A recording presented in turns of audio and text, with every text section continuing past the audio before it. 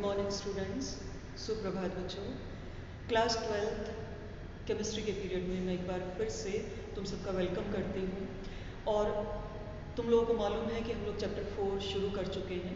Chapter 4 जो कि रासायनिक बल गति की चैप्टर है, मैं यहाँ मेंशन कर देती हूँ कि चैप्टर 4 हम लोग पढ़ रहे हैं। और चैप्टर 4 में भी ये पार्ट 4 हम लोग आज कर रहे हैं, ठीक है। Class 12 and this is chemistry,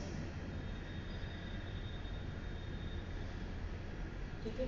आज बेटा हम जिस टॉपिक के बारे में पढ़ने वाले हैं बहुत इंपॉर्टेंट टॉपिक है, और इस टॉपिक का डेरिवेशन फॉर्मूले का भी तुम्हें अच्छे से समझना है। डेरिवेशन के साथ साथ आपको ये डायग्राम भी अच्छे से समझना है। मैं तुम्हें जिसके बारे में बताने वाली हूँ उसका नाम है एक्टिवेशन एनर्जी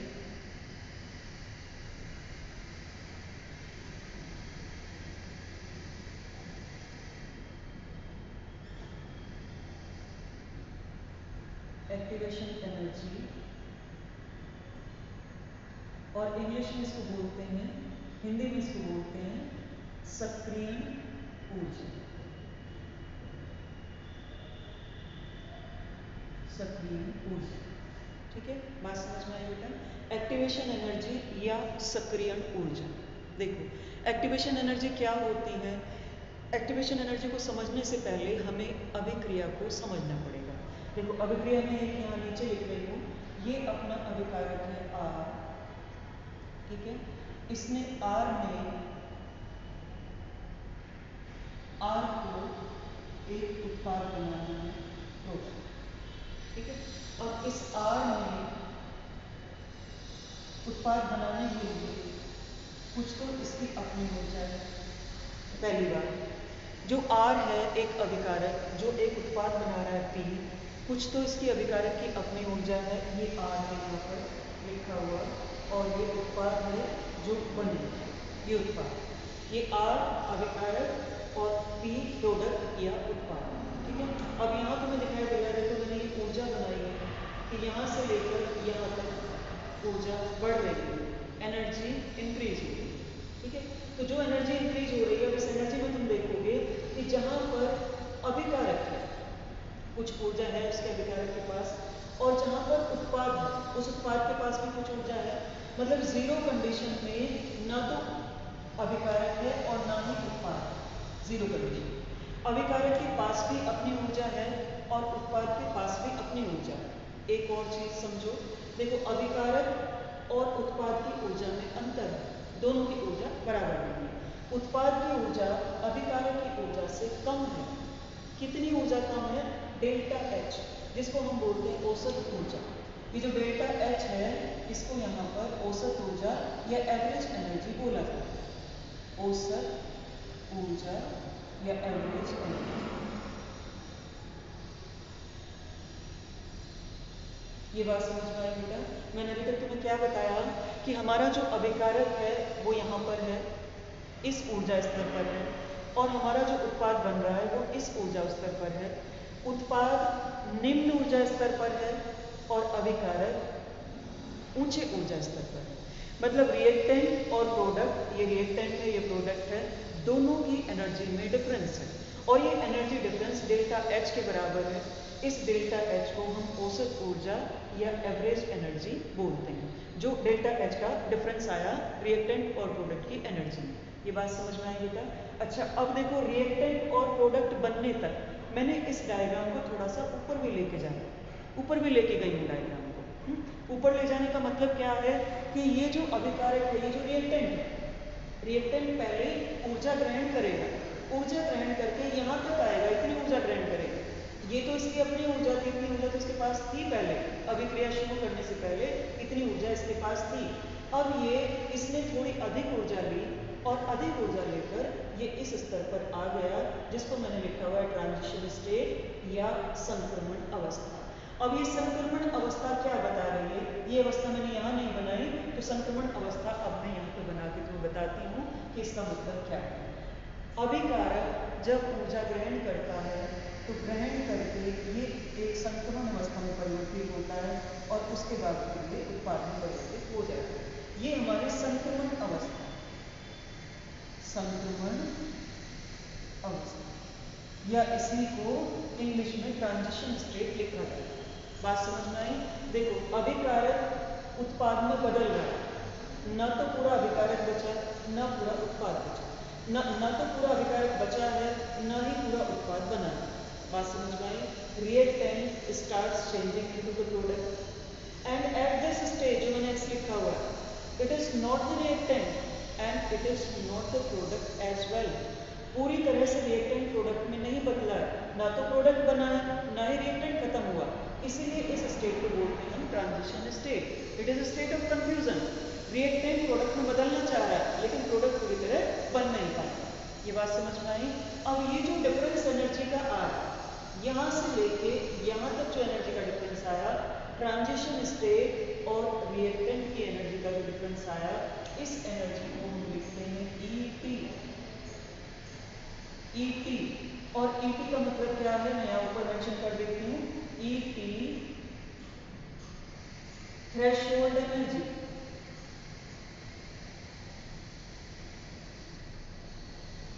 थ्रेशोल्ड एनर्जी, ठीक है। और थ्रेशोल्ड एनर्जी को हिंदी में देहली ऊर्जा बोलते हैं, देहली ऊर्जा। ये बात समझ में आई बेटा? ठीक है। थ्रेशोल्ड एनर्जी है क्या? रिएक्टेंट की जो एनर्जी थी और ट्रांजिशन स्टेट की जो एनर्जी है, उन दोनों के बीच का डिफरेंस थ्रेशोल्ड एनर्जी के बराबर। अब देखो, हमें तो मतलब किससे है? हमें मतलब किससे है? हमें तो अपनी एक्टिवेशन एनर्जी से मतलब है। अब एक्टिवेशन एनर्जी क्या है? अगर ये देहली ऊर्जा है तो एक्टिवेशन एनर्जी क्या है? फिर हमें एक्टिवेशन एनर्जी के बारे में पता करना है कि एक्टिवेशन एनर्जी क्या है। देखो, एक्टिवेशन एनर्जी क्या होगी? अब ये जो एनर्जी है, एक इसका ऊर्जा स्तर और एक इसका ऊर्जा स्तर, इन दोनों के बीच की एनर्जी को हमने बोला है कि ये एनर्जी अपनी देहली ऊर्जा के बराबर है। ये एनर्जी देहली ऊर्जा के बराबर है, ठीक है। इसको मैं यहाँ तक ले लेती हूँ, ये पूरा का पूरा देहली ऊर्जा के बराबर है। अब यहाँ से लेकर और यहाँ तक की जो ऊर्जा है, यहाँ से और यहाँ की जो ऊर्जा है, इसको हम बोलते हैं ई ए, या एक्टिवेशन एनर्जी, सक्रियण ऊर्जा, इसको ई ए लिखा हुआ है। ये एक्टिवेशन एनर्जी। देखो, एक बार ध्यान से देखो, रिएक्टेंट से ट्रांजिशन स्टेट तक की एनर्जी ई ए के बराबर है, एक्टिवेशन एनर्जी के बराबर है, ठीक है। उत्पाद की जो लाइन आ रही है, उस ऊर्जा से लेकर और ट्रांजिशन स्टेट तक की एनर्जी, वो देहली ऊर्जा के बराबर है। ये बात समझ में आई? अच्छा, अब हम एक्टिवेशन एनर्जी की डेफिनेशन लेते हैं कि एक्टिवेशन एनर्जी है क्या? It is the extra amount of energy required to take the reactant into the transition state. Reactant को ओरिजिनल स्टेट से ट्रांजिशन स्टेट तक लाने के लिए जितना एक्स्ट्रा अमाउंट एनर्जी का बाहर से दिया जाता है, क्योंकि रिएक्टेंट की एनर्जी तो उसके पास है, वो हमें बाहर से देनी नहीं पड़ती, जितना एक्स्ट्रा अमाउंट एनर्जी का बाहर से दिया जाता है, बाहर से प्रोवाइड करना पड़ता है, वो एक्टिवेशन एनर्जी के बराबर होता है, ई ए के बराबर होता है। और देहली ऊर्जा क्या है? ये टोटल अमाउंट एनर्जी का है जो एक रिएक्टेंट से चलकर और प्रोडक्ट बनाने के लिए टोटल अमाउंट एनर्जी रिक्वायर्ड होती है। जो टोटल अमाउंट एनर्जी रिक्वायर्ड होती है रिएक्टेंट से प्रोडक्ट बनाने के लिए, उसको हम क्या बोलते हैं? उसको देहली ऊर्जा या थ्रेशोल्ड एनर्जी बोला जाता है। तो एक्टिवेशन एनर्जी क्या है? It is the extra energy required to convert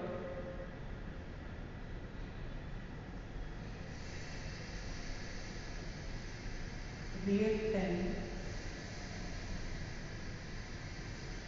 into the transition state, into the transition state, ठीक है। मतलब क्या हुआ कि अगर हम एक्टिवेशन एनर्जी में डेल्टा एच मिला देते तो थ्रेशोल्ड एनर्जी के बराबर आ जाए, देयली ऊर्जा के बराबर आ जाएगी। और अगर हम देयली ऊर्जा या थ्रेशोल्ड एनर्जी में से डेल्टा एच को घटा देते हैं तो हमारे पास एक्टिवेशन एनर्जी आ जाती है, सक्रिय ऊर्जा आ जाती है। सक्रिय ऊर्जा ये अमाउंट एनर्जी का हमें बाहर से देना पड़ता है, जिससे हमारा जो अभिकारक है, हमारा जो रिएक्टेंट है, वो ट्रांजिशन स्टेट में कन्वर्ट हो जाए। ये बात समझ में आई बेटा? अच्छा, अब इसके बाद चलते हैं इसके फॉर्मूले की डेरिवेशन की तरफ। और फॉर्मूले में मैंने ऊपर लिखा हुआ है K बराबर ए E minus E A upon R T. ठीक है, ये क्या है? आर्गेनियस की समीकरण, आर्गेनियस इक्वेशन। ठीक है, हिंदी में इसको लिखेंगे आर्गेनियस की समीकरण, आर्गेनियस समीकरण। देखो, अब ये जो समीकरण लिखी हुई है, ये समीकरण एक्सपोनेंशियल फॉर्म में लिखी हुई है। इस एक्सपोनेंशियल फॉर्म को मैथमेटिकली यूज करने के लिए हम पहले इसको इंटीग्रेटेड फॉर्म में लेके आएंगे, उसके बाद फिर इसको लोगेरिथमिक फॉर्म में लेके आएंगे। इंटीग्रेटेड फॉर्म में लाने के लिए हमें क्या करना पड़ेगा? ln लगा देंगे इससे पहले के बराबर ln a minus E A upon R T. ठीक है, कुछ नहीं किया, इससे पहले भी ln लगा दिया, इससे पहले भी ln लगा दिया। k एक कांस्टेंट है, a भी एक कांस्टेंट है, e a activation energy, r gas constant और t टेम्परेचर। ठीक है, पहले सबको मेंशन कर देती हूँ कौन कौन क्या क्या है। k इज रेट कांस्टेंट, अभिक्रिया का गति नियत,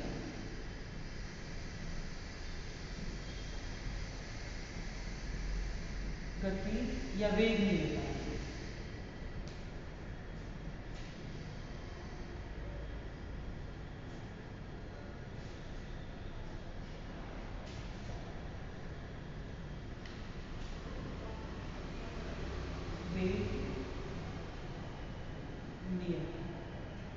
ठीक है, अच्छा, ए क्या है?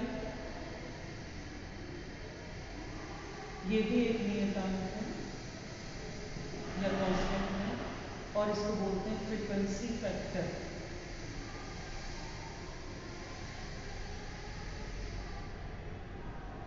फ्रीक्वेंसी फैक्टर हिंदी में इसको लिखते हैं आवृत्ति कारक। ठीक है, आर गैस नियतांक, gas constant,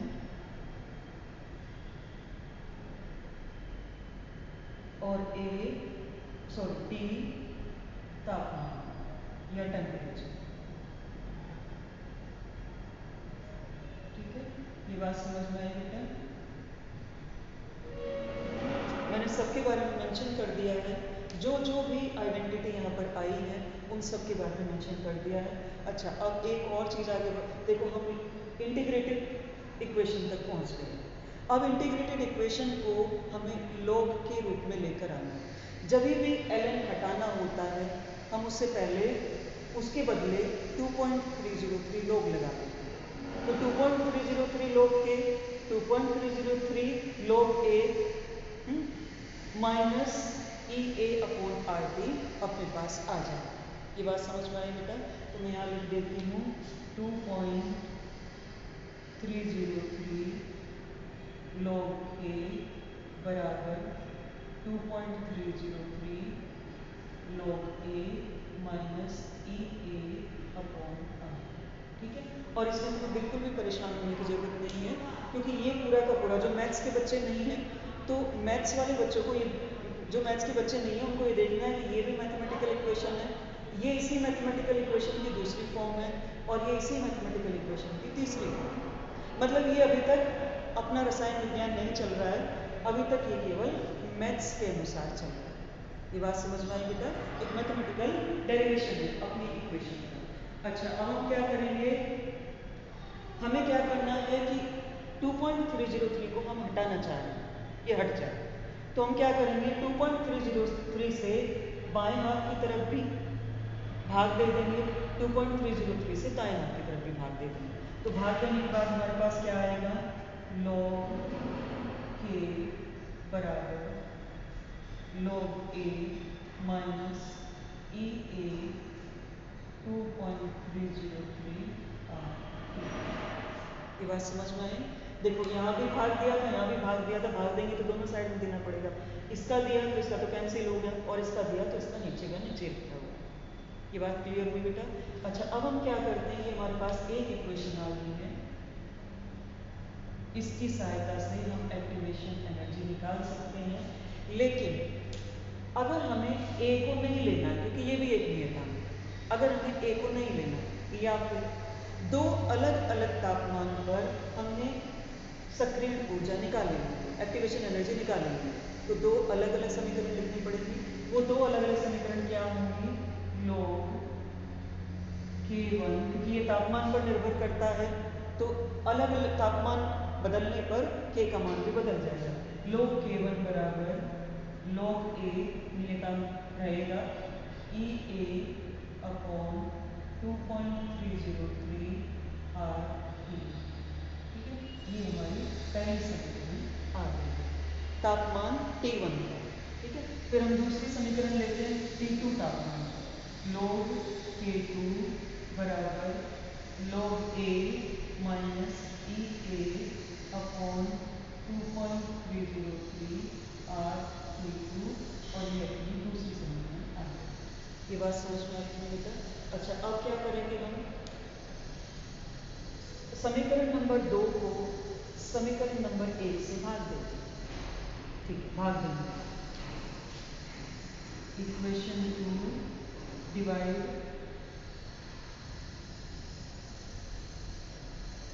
equation 2 by equation 1।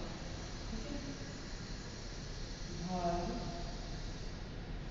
देने पर, भाग देने पर अपने पास क्या आएगा, देखो log K2 K1 आ जाएगा, log K2 अपॉन K1, तो इस तरह का बराबर log A कैंसिल हो गया, ये log A है, log A को log A से भाग दिया तो कैंसिल हो गया।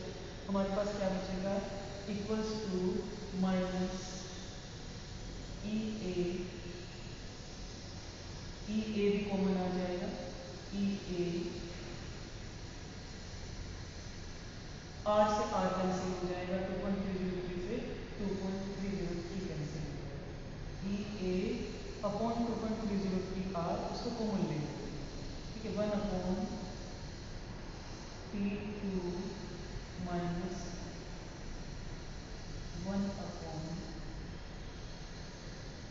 T1 1 upon T2 E A upon 2.303 r, क्योंकि ये कॉमन आ जाएगा। ठीक है, एक मिनट इसको सही करते हैं, ई A upon 2.303 r, E A 2.303 r, और ये अपना माइनस में ही रहेगा, बराबर माइनस। ठीक है, ये अपने पास अब समीकरण आ गई है कि अगर दो अलग अलग तापमान पर हमने दो अलग अलग तापमान परिवर्तित करके यदि अभिक्रिया की गति का हमें पता है, तो K1 और K2 पता कर लेंगे हम, और K1 और K2 का पता है तो सीधे हम सक्रिय ऊर्जा निकाल सकते हैं। और T1 और T2 क्या है, दो अलग अलग तापमान है। अब अगर इसको यहाँ से गुणा करें, T2 को मैं यहाँ ले लूँ, T1 को मैं यहाँ पे ले लूँ, और नीचे T1 इंटू T2, तो एक और समीकरण आ जाएगी बेटा, और वो समीकरण मैं कहाँ लिखूँ, मैं यहाँ लिख देती हूँ समीकरण। ठीक है, जो समीकरण बाद में आएगी, log K2 अपॉन K1 बराबर माइनस ई ए 2.303 r into T2 minus T1 upon T1 into T2। ये बात समझ में आई बेटा? तो ये अपने पास एक समीकरण आ गई है कि आपको यहाँ घटाना नहीं पड़ेगा, सीधे सीधे यहाँ पर मान रखो तो आपका उत्तर आ जाएगा। ये आज हमने पढ़ा सक्रियण ऊर्जा के बारे में, देहली ऊर्जा के बारे में, activation energy, extra amount of energy provided to the reactant so that they can come to the transition state to form the product, ठीक है। एंड इसके बाद फिर जो स्टेट आएगी यहाँ पे प्रोडक्ट बन जाएगा इसके बाद वाले स्टेज पर। तो यहाँ से और यहाँ तक आने में जितनी एनर्जी रिक्वायर्ड है उसको हम बोलते हैं एक्टिवेशन एनर्जी, और यहाँ से यहाँ तक जाने में जो टोटल अमाउंट एनर्जी का रिक्वायर्ड है उसको हम बोलते हैं थ्रेशोल्ड एनर्जी, और या फिर देहली ऊर्जा हिंदी में बोला जाता है, ठीक है। ये आर्हेनियस की इक्वेशन है जिसकी हेल्प हमने ली है एक्टिवेशन एनर्जी निकालने के लिए दो अलग अलग तापमान पर। ये आर्हेनियस की समीकरण है। इस आर्हेनियस की समीकरण में K एक नियतांक या कांस्टेंट है, A भी एक नियतांक है जिसको आवृत्ति कारक या फ्रीक्वेंसी फैक्टर बोलते हैं, EA एक्टिवेशन एनर्जी है, और R गैस नियतांक है, गैस कांस्टेंट, और T तापमान, ठीक है। पहले हमने अब इक्वेशन को आर्हेनियस की इक्वेशन को एक्सपोनेंशियल फॉर्म में अपने पास इक्वेशन थी, फिर हमने इसको इंटीग्रेटेड फॉर्म में चेंज किया। यहाँ पर मैं ब्रैकेट में लिख देती हूँ इंटीग्रेटेड इक्वेशन,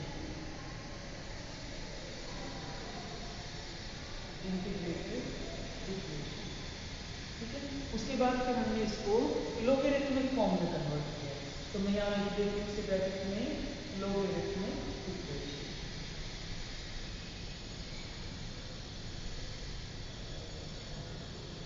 ठीक है।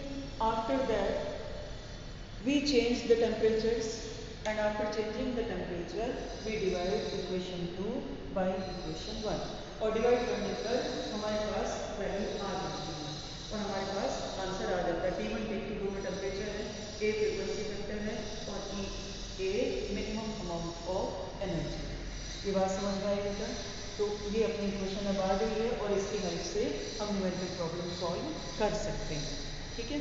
तो अभी कल मुझे थोड़ा सा थ्योरी का पार्ट बताना है, उसके बाद में एटलीस्ट वन न्यूमेरिकल तुम्हें सॉल्व कराऊंगी वीडियो में ही, और फिर हम मानेंगे कि जब तक कंप्लीट हुआ, क्योंकि जब तुम लोग क्लास में आओगे तो क्लास में आने के बाद फिर कंप्लीट एक्सरसाइज करेंगे हम लोग।